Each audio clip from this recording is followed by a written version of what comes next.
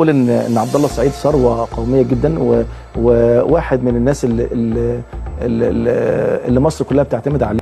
اذكى لعيب تكتيكي في مصر بيعرف يفضي نفسه هو عبد الله السعيد. عندك عبد الله السعيد بلاي ميكر، بص احسن لعيب في مصر حاليا عبد الله السعيد. عبد الله ممكن لعيب تقيل وكان ما تخسروش انت كل فين وفين بتطلع لعيب زي ده. لا عبد الله السعيد بعيد عني وفي حته ثانيه خالص وحاجه لوحده عبد الله في الكوره خالص. يا سلام. طبعا والله بجد. طبعا طبعا ممتع في الكوره والله. طبعا.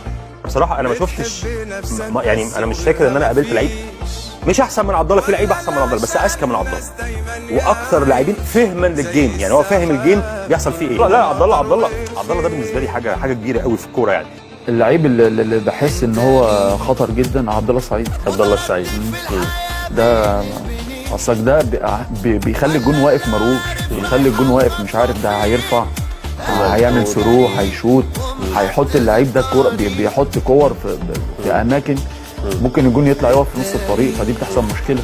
فدي بتخليك انت كجون واقف متلخبط، فخايف طول الوقت ان ده هيشوط هيباصي، فده يعتبر اخطر لعيب طبعا.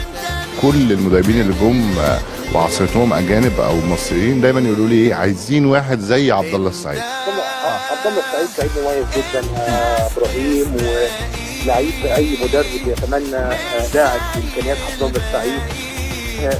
وانا كنت بعتمد على عبد الله السعيد بشكل كبير جدا، وكل التكتيك اللي انا كنت بلعب كان عبد الله ليه دور كبير جدا جدا بجانب اللعيبه اللي كانت موجوده، لكن عبد الله كان ليه دور كبير جدا جدا.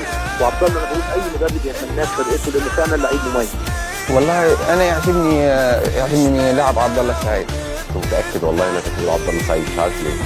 اشمعنى بقى عبد الله السعيد؟ اشمعنى عبد الله السعيد؟ بصراحه اللي يلعبوا معاه حاسدهم حاسد اللي معاه ان هم بيلعبوا معاه لان هو بلاي ميكر بيودي في ثانيه. هو فرود بقى محتاج حد زيه يطلعه على الحياه بصراحه.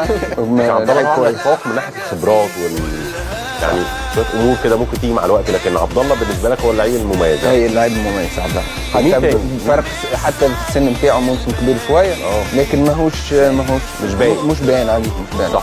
مصر كان عبد الله السعيد. شايف ان عبد الله السعيد مفيش منه بديل؟